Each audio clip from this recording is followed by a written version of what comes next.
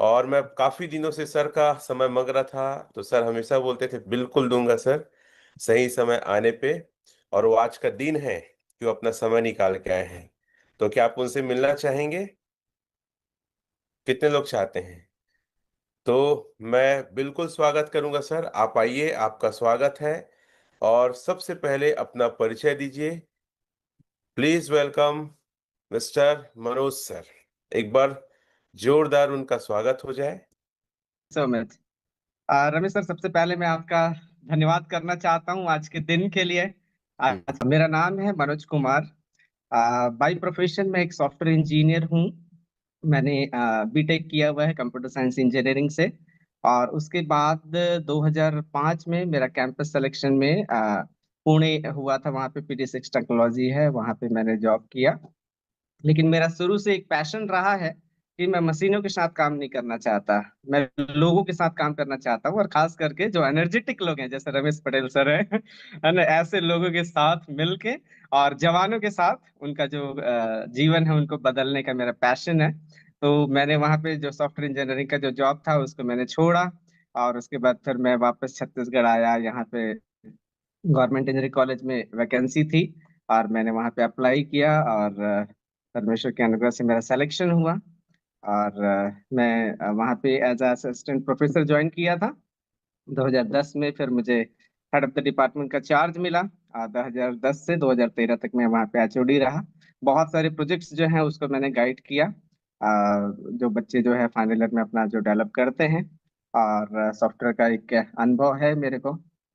लेकिन जब ये प्रोजेक्ट आया, बस रमेश सर के थ्रू ही आया है। मैं उसका दिल से उनका दिल से मैं धन्यवाद देता हूँ कि उन्होंने मुझे इस प्रोजेक्ट को इंट्रोड्यूस किया। और आज हम कुछ बातों का हम सीखने जा रहे हैं। Thank you sir. सर, शायद एक सॉफ्टवेयर जो आज बैंकिंग सेक्टर में यूज होता है, आप लोग के द्वारा है, कुछ ऐसा सुना था मैं। हमने उसे एक डमी मॉडल सर 2003 में डिजाइन किया था। कौन सा जो था सर? एटीएम मशीन में जो सॉफ्टवेयर अभी जो चल रहा है, जिसको हम्म। हम ट्रांजेक्शन के लिए यूज करते हैं, विड्रॉल करने के लिए, ट्रांसफर करने के लिए, उसको हमने 2003 पे डिजाइन किया था। Thank you sir. मैं जानना चाहूंगा और ऑडियंस जानना चाहते हैं कि हमारी आपकी मुलाकात कैसे हुई, ओरिजिन को लेकर खासकर। सर, आपकी मुलाकात तो बहुत ही इंटरेस्टिंग रहा है। मैं उस पल को आज भी अगर मैं याद करता हूँ तो मुझे खुद को खराब लगता है ना, क्योंकि जिस तरीके से मैंने आपको रिफ्यूज किया था। कई बार क्या होता है कि हमको चीजों का ज्ञान नहीं होता है, और हम प्री ऑक्यूपाइड माइंड से हम सोचते हैं। अपने आप को हम ओपन नहीं रख पाते हैं। तो जब भी मेरा एक छोटा सा यहाँ पे कोचिंग इंस्टीट्यूट भी चलता है, होप एकेडमी के नाम से, बिलासपुर पे। मैं बच्चों को टीच करता हूँ, इसलिए पैसे कमाने का कभी मेरे को लोभ नहीं रहा। और जो नेटवर्कर्स होते हैं उनसे मैं बहुत चिढ़ा करता था, बहुत ज्यादा चिढ़ा करता था। क्योंकि उसके पीछे रीजन ये था कि मार्केट में हम देखते हैं कि पूरा स्कैम होता है।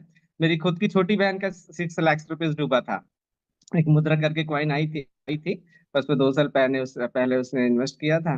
तो इन सब बातों का था कि एक मार्केट में एक ओवरव्यू था। मतलब ज्ञान तो नहीं था, क्रिप्टो इंडस्ट्री में कभी एंटर नहीं करने की वजह से अज्ञानता मैं कह सकता हूँ, है ना। उसकी वजह से जब भी आपने मुझे इस प्रोजेक्ट को बताया तो मैंने रिफ्यूज किया था उसको, और स्ट्रांगली रिफ्यूज किया था। कैसे रिफ्यूज किए थे और क्या मूवमेंट था, थोड़ा सा बताइए। आ, सर,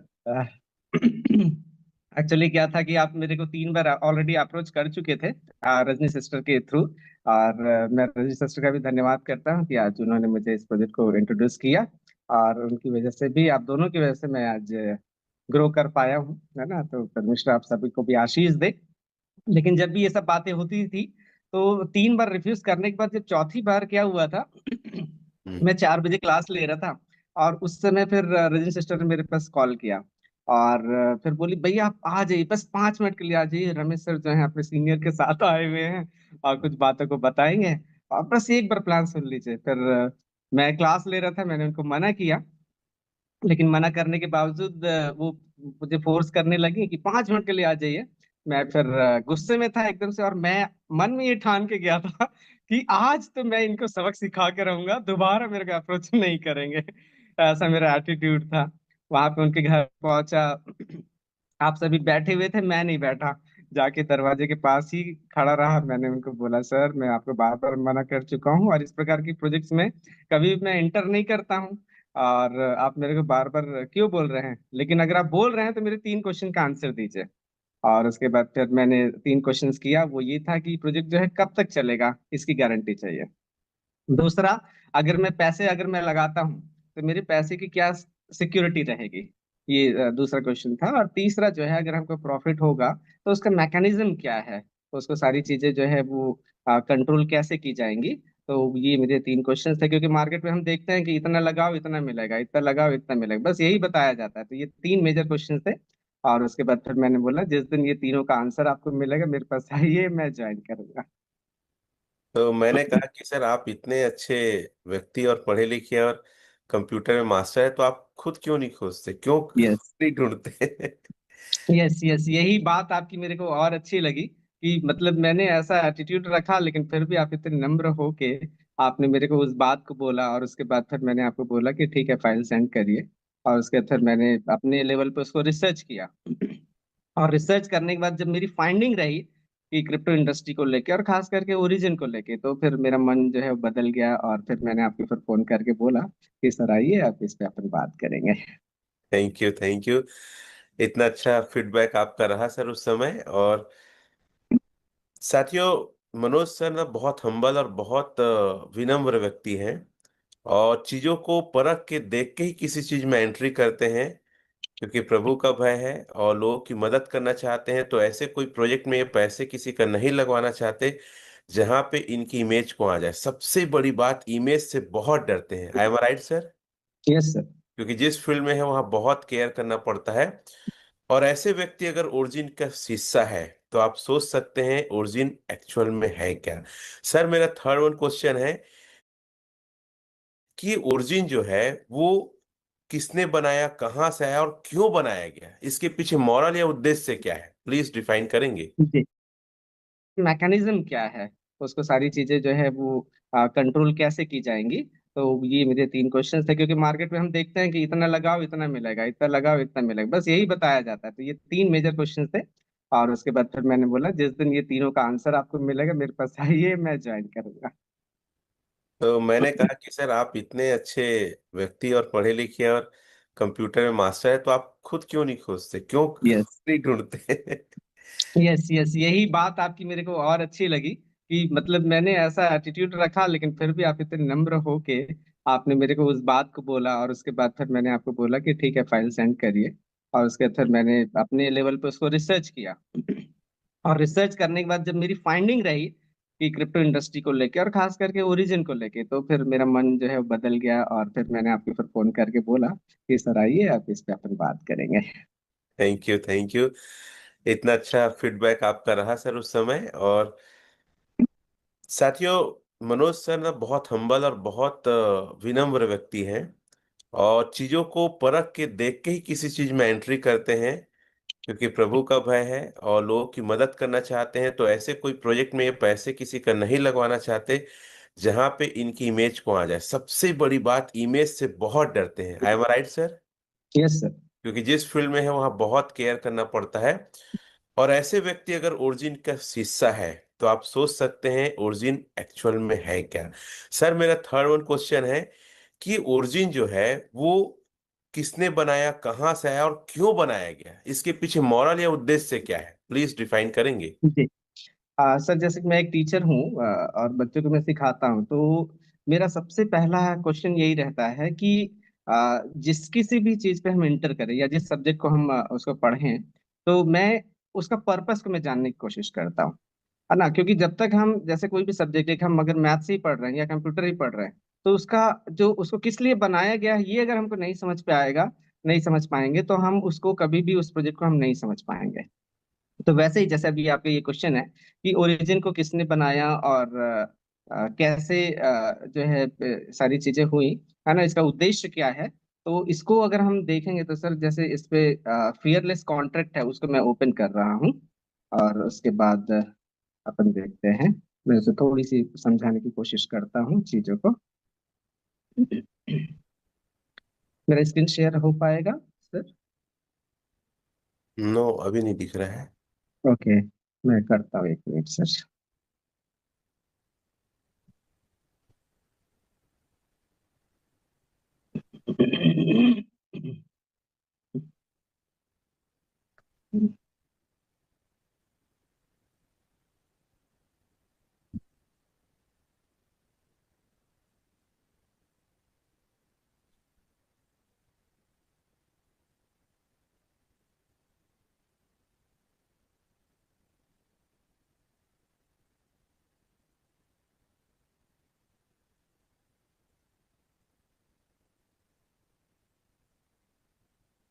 सर दिख रहा है क्या?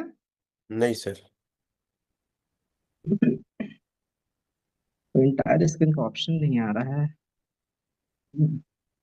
क्या मैं शेयर होस्ट पे करना हूँ। है सर, मैं शेयर करूं? Sir fearless contact. Yes, I share sir.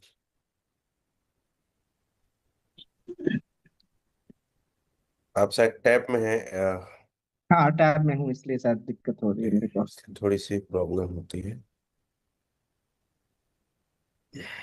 एक मिनट।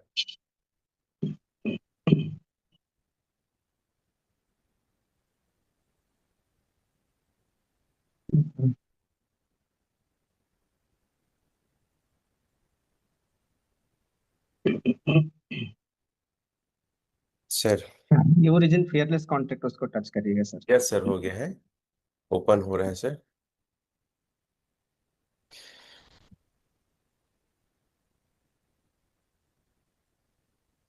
Yes sir. हाँ सर, और नीचे जाइएगा। और नीचे। हाँ, और नीचे सर।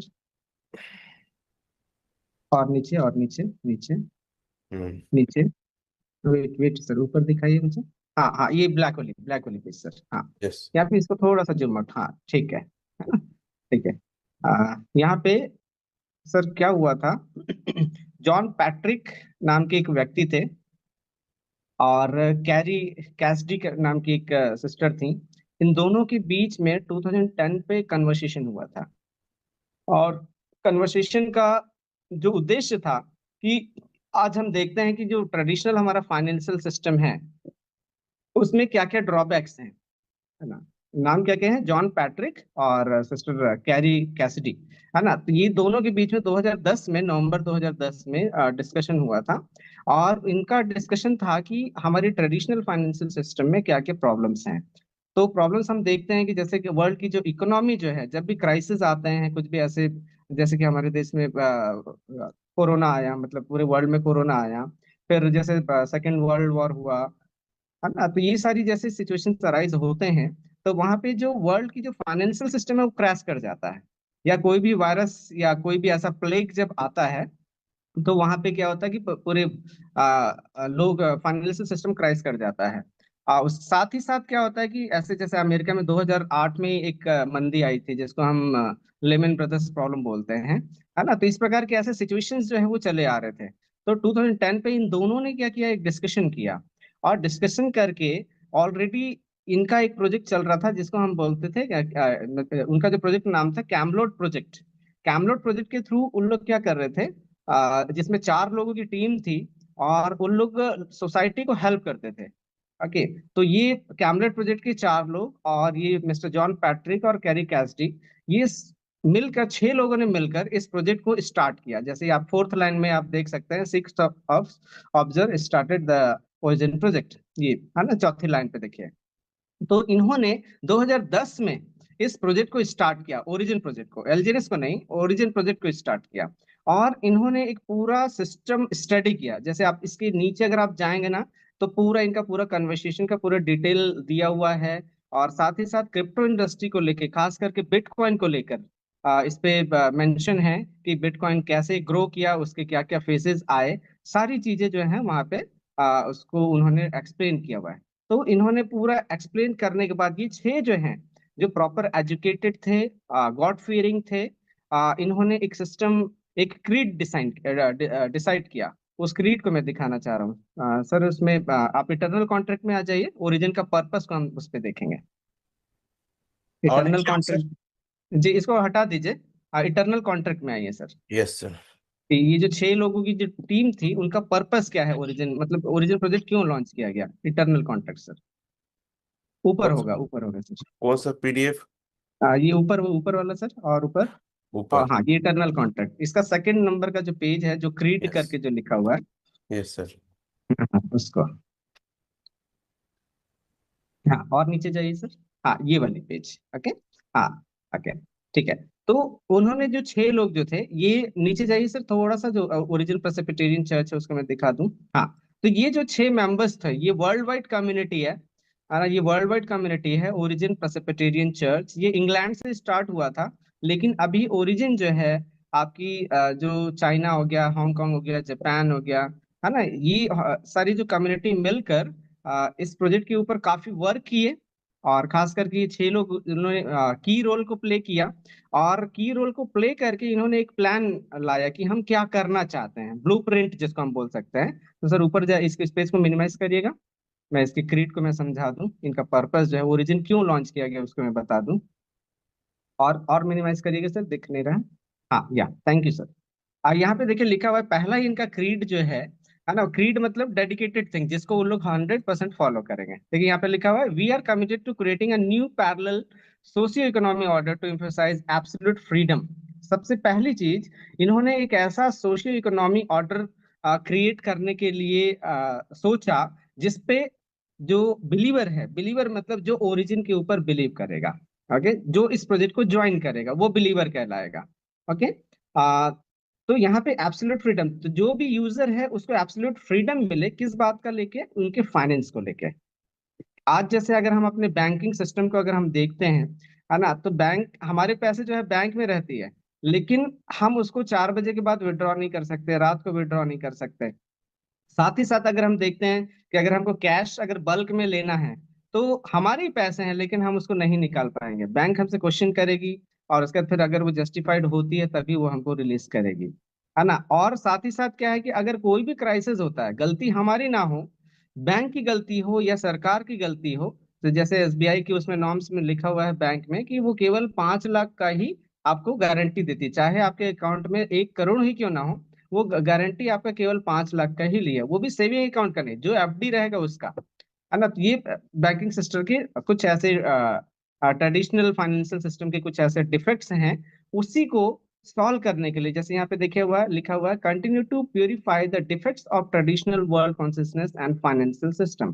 तो जो हमारा जो ट्रेडिशनल फाइनेंशियल सिस्टम है, उसके जो ड्रॉबैक्स हैं, उसको क्या करना है, रिमूव करना है, एंड हेल्प एवरीवन, है ना। इसका पर्पस ही यही है कि जो भी इस ओरिजिन प्रोजेक्ट के ऊपर बिलीव करेगा, उसको सबसे पहली चीज फ्रीडम प्रोवाइड करना है, फ्रीडम प्रोवाइड करना है। और उसके बाद उनको जो फाइनेंशियल सिस्टम के जो ड्रॉबैक्स हैं उसको खत्म करना। सेकंड, इनका जो पर्पस है, our belief will be encrypted inscribed in the distributed encryption civilisation.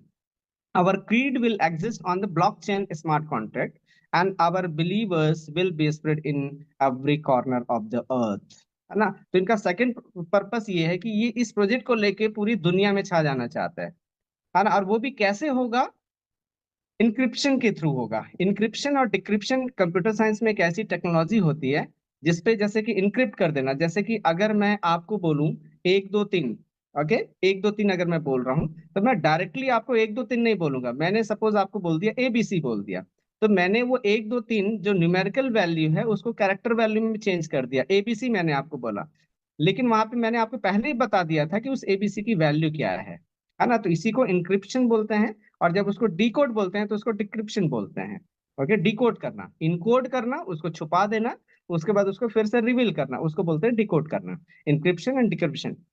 तो इस टेक्नोलॉजी के थ्रू वो क्या करेंगे, प्राइवेसी वो दे रहे हैं, जो फ्रीडम जो है वो प्राइवेसी है।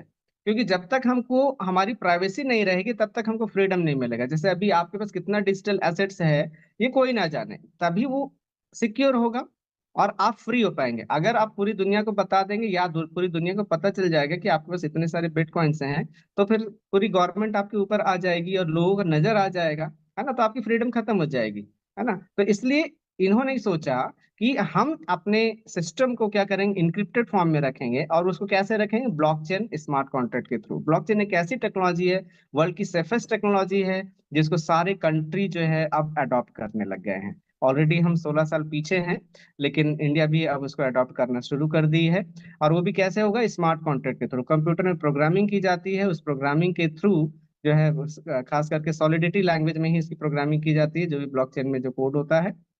तो उसमें कोडिंग करके कॉइन को या टोकन को डिजाइन किया जाता है, जिसको डिप्लॉय करने के बाद उसको लोगों के बीच में उसको डिस्ट्रीब्यूट किया जाता है। थर्ड जो है इनका जो है, we will strictly fulfil our commitments, respect the human rights of every believer, defend the human rights and wealth rights of every believer, respect the development of social order and build new credit, है ना। तो ये जो है सबको help लेके मतलब सबको सहायता करना चाह रहे हैं, हेल्प करना चाह रहे हैं। और हमारे जो राइट्स हैं, हमको जो सरकार ने अधिकार दिया है, हमारे जो ह्यूमन बीइंग का जो राइट्स है, उसको वो लोग फ्रीडम्स के साथ वो हमको वो देना चाह रहे हैं। तो ये इनका एक पर्पस है। साथ फोर्थ पॉइंट पर लिखा हुआ अवर बिलीफ आर फ्रीडम। इनका मेन पॉइंट है फ्रीडम, है ना। फाइनेंशियली फ्री करना, जैसे कि आज जो भी 1 साल पहले जुड़े थे या 6 महीने पहले जुड़े थे, जिन्होंने भी डाव अचीव किया है, आज मैं बिलीव करता हूँ कि सभी फाइनेंशियली फ्री हो चुके हैं। Right sir? यस सर, आप यस। सब, या, तो जिन्होंने भी डाव अचीव किया है वो फाइनेंशियली फ्री हो चुके हैं। Second, justice, equality, fearlessness, kindness, trust and eternity, ये सारे इनके एथिक्स हैं जिसको ये फॉलो कर रहे हैं। और मैं जब इस प्रोजेक्ट में आया, तो इसका ये जो स्मार्ट कॉन्ट्रैक्ट है, जो 54 या 56 पेजेस का है, इसको मैंने लाइन बाय लाइन रीड किया। लाइन बाय लाइन रीड करने के बाद इसका जो स्मार्ट कॉन्ट्रैक्ट है, उसको फिर मैंने मैच किया कि उसमें क्या है, वो कैसा प्रोसेस हो रहा है। और फिर मैंने उसके सिस्टम को भी मैंने देखा, अनुभव किया उसको, और अनुभव करने के बाद फिर सारी चीजें जो है वो हो पाई है। और इसका देखिए जो फिफ्थ पॉइंट है, we do not advocate violence, killing, drugs, pornography, anti government and और थेफ्ट, है ना। तो इस प्रोजेक्ट का पर्पस ये नहीं है कि हमको सरकार से अलग कर देना। कभी कभी हमको ये लगता है कि जैसे इंडियन गवर्नमेंट ही इसको इजिली अडॉप्ट नहीं कर रही है क्रिप्टो करेंसी को, है ना। तो उसका पर्पस यही है कि इसमें लोग सोचते हैं कि ब्लैक मनी है ना। तो इस प्रोजेक्ट का पर्पस यही है कि वो गवर्नमेंट के साथ मिलकर, हम जब अर्न करेंगे तो हमको 30% टैक्स देना है। क्योंकि जब हम टैक्स देंगे तो हमारा देश जो है वो विकसित होगा, और हम देश का भी हम मदद कर पाएंगे। जब ये प्रोजेक्ट हमारी मदद कर रहा है, तो ये हमारी रिस्पॉन्सिबिलिटी हो जाती है कि हम गवर्नमेंट का हम हेल्प करें, और अपना हम हमेशा वाइट रहें, और किसी भी रीति से इलीगल थिंग्स को हम मोटिवेट ना करें। नेक्स्ट इनका सर पर्पस है, we will determine the rights and obligation in the origin digital contract world sir based on, या, जी। सर जी, वो जो 2 लाइन बताए हैं इंग्लिश में, मैं चाहता हूँ एक बार ऑडियंस के लिए हिंदी में भी उसको रिपीट करे। वायलेंस एथिक्स वगैरह जो था ना, अच्छा पोर्नोग्राफी और अच्छा, ये ओके सारा चीज को ओके ओके, हिंदी में थोड़ा सा प्लीज। जी। यहाँ पे जैसे फिफ्थ पॉइंट पर लिखा हुआ है सर कि we do not advocate violence. Violence मतलब जो लड़ाई झगड़ा जो है ना। किलिंग मतलब किसी को मारना, या जो ड्रग्स जो है सप्लाई होता है, मतलब इलीगल मनी बोल सकते हैं, ओके। तो जो भी जो जिसको सरकार परमिट नहीं करती है ना, तो ऐसी ऐसी चीजों को हम इस पे नहीं कर सकते। मैं एक उदाहरण में बता रहा हूँ इसमें, हम सब की ये पर्सनल रिस्पॉन्सिबिलिटी है कि जब भी हम इस प्रोजेक्ट में हम रहें, ठीक है, जब भी हम इस प्रोजेक्ट में हम रहें, ये हमारा पर्सनल एथिक्स होना चाहिए कि कभी भी हम गलत काम ना करें।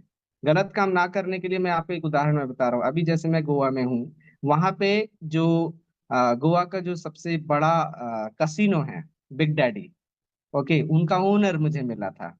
और वो जब मुझे मिला, उन्होंने मुझे साफ साफ मैंने बोला कि सर मैं इसमें 1 मिलियन डालने वाला हूँ, ठीक है। लेकिन मेरा ये एथिक्स है, मैंने उनको साफ साफ मना किया, नहीं सर, मेरे प्रोजेक्ट में या मेरी टीम में इलीगल मनी नहीं आएगा, है ना। तो इसलिए मैंने उनको स्ट्रिक्टली मना किया। वो मेरे को 2-3 बार फोन भी करते रहे, लेकिन मैंने उनको रिफ्यूज किया।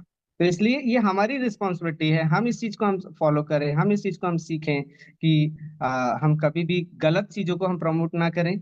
और जब हम गलत को प्रमोट नहीं करेंगे, तो हम अच्छे से हम अर्न कर पाएंगे, हम भी वाइट रहेंगे, और हमारा जो प्रोजेक्ट है वो ग्रो करेगा। साथ ही साथ जब हम टैक्स देंगे, तो गवर्नमेंट जो है वो भी तरक्की करेगी, हमारा देश जो है वो डेवलप होगा।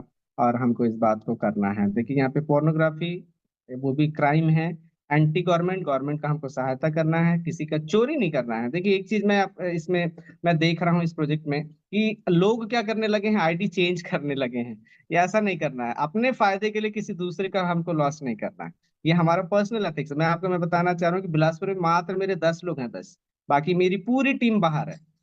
केवल 10 लोग हैं यहाँ पे बिलासपुर में, मैंने किसी को ऐड नहीं किया है। लेकिन क्या होता है, कई बार मिसअंडरस्टैंडिंग हो जाती है। तो इसलिए हम जो है इस पर्सनल अपने एथिक्स होने चाहिए कि हम किसी को नुकसान ना पहुंचाएं। क्योंकि अगर हम गलत करेंगे तो हमको इसी जन्म में हमारे जीव पर रहते ही उसका फल मिलेगा। तो इसलिए इस बात को हमको समझना है। ईमानदारी के साथ इस प्रोजेक्ट पे कार्य करिए, क्योंकि ईमानदारी के साथ हम करेंगे तो काफी अच्छा हम ग्रो कर पाएंगे। और रिलेशन खराब करके कुछ हासिल हमको नहीं होने वाला। देखिए अगली पॉइंट यहाँ पे लिखा हुआ है, we will determine the rights and obligation in the origin digital contract world based on the 3 identities. अब ये जो हम इस प्रोजेक्ट में जब हम काम करेंगे तो हमारी 3 आइडेंटिटी होगी, मास्टर्स, मैसेंजर्स एंड बिलीवर्स। ये जो बिलीवर्स जो है वो है आपका V1, V2, V3। तीन जो रैंक होते हैं वो बिलीवर्स में आते हैं। उसके बाद जो V4 और V5 मैसेंजर्स कहलाते हैं। और जो V6 होगा वो मास्टर्स कहलाएगा, जो कि अभी रमेश सर जो है बनने वाले हैं, उनको एडवांस में बधाई। है ना। तो ये हमारी 3 आइडेंटिटी रहेगी, बिलीवर्स, मैसेंजर्स और मास्टर्स। ये तीनों का रोल अलग अलग रहेगा। जब भी आप डाउ अचीव करेंगे तो स्टार्ट हम बिलीवर से ही हम करेंगे। लेकिन जैसे जैसे आप ग्रेड होते जाएंगे तो हमारे रोल्स जो हैं वो चेंज होते जाएंगे। अभी आगे बताऊंगा कि हमारे रोल्स भी क्या होंगे। Based on the election contribution and application evolution. इनका आखिरी जो मोटो है वो है, we will use blockchain encrypted smart contracts and complete privacy computing system to protect every believer's right and interest of freedom of data rights, freedom of value exchange, freedom of trust, establishment and freedom of wealth distribution। देखिए अभी जो मैंने आप लोगों को बोला कि हमको इस प्रोजेक्ट में ईमानदारी के साथ हमको काम करना है, लालच में आके काम नहीं करना है। जब हम अच्छे से हम काम करेंगे, हम इस प्रोजेक्ट को भी हम हेल्प कर पाएंगे। और चीजें जो है अच्छे से हो पाएगी। अभी जैसे मैं एक इसी पे जब ये पॉइंट निकली है तो मैं एक उदाहरण में रखना चाह रहा हूँ। अभी जैसे कि हम विड्रॉ करते हैं तो ओरिजिन ने विड्रॉ करने का एक सिस्टम बनाया है ना। और विड्रॉ करने का सिस्टम क्या है कि ओरिजिन जो है, एलजीनेस जो है वो डाई के साथ पेयर है। अभी जब भी कॉइन कोई व्यक्ति सेल कर रहा है तो डायरेक्ट वो एसएलजीनेस को सेल कर देता है। हमको एसएलजीनेस को सेल नहीं करना है। हमको सबसे पहले उस एसएलजीनेस को अनस्टेक करना है। अनस्टेक करने के बाद उसको डाई में कन्वर्ट करना है। और जो भी व्यक्ति ज्वाइन कर रहा है उसको डाई देना है। ओके, जब हम डाई देंगे और उसके वॉलेट में जाके फिर हम उसको एलजीएनएस में हम कन्वर्ट करेंगे, तब कहीं जाके ये प्रोजेक्ट जो है वो ग्रो कर पाएगा। क्योंकि जब भी आप कॉइन को एक वॉलेट से दूसरे वॉलेट में आप ट्रांसफर करेंगे, वहां पे लिक्विडिटी जो है उसको कोई भी सपोर्ट नहीं मिलता। इसलिए जब भी बाई या सेल करना है तो आप हमेशा इस बात को याद रखिए कि आप अपने कॉइन को डाई में जरूर कन्वर्ट करिए और उसके बाद ही जिसको भी आप ज्वाइन करा रहे हैं उसको आप दे। तो हमको इस प्रोजेक्ट में अगर अच्छा अर्न करना है, इस प्रोजेक्ट को लॉन्ग टर्म के लिए लेकर जाना है, तो हमको इसके जो वैल्यू है, इसके जो एथिक्स है, ये जो प्रिंसिपल, जो 7 प्रिंसिपल इन्होंने जो लिखा है ना, उसको हमको करना है। और कल जैसे शशि सर बता रहे थे, इटरनल कॉन्ट्रैक्ट, है ना, इटरनल कोऑर्डिनेशन कॉन्ट्रैक्ट। तो वो यही है कि कोऑर्डिनेशन, हमको एक दूसरे का हेल्प करते हुए और प्रोजेक्ट का जो सिस्टम है उसको समझते हुए हमको काम करना है, ताकि प्रोजेक्ट जो है का ग्रो करे और हम मिलकर काफी लंबे समय तक हम इसमें अर्न करने पाए। Over to you sir, Ramesh sir. Thank you sir. इस प्रश्न का आपने बहुत ही बेहतरीन तरीके से विथ प्रूफ आपने रिप्लाई किया है। मैं इसे एंड कर दूं सर? Yes sir. ठीक है।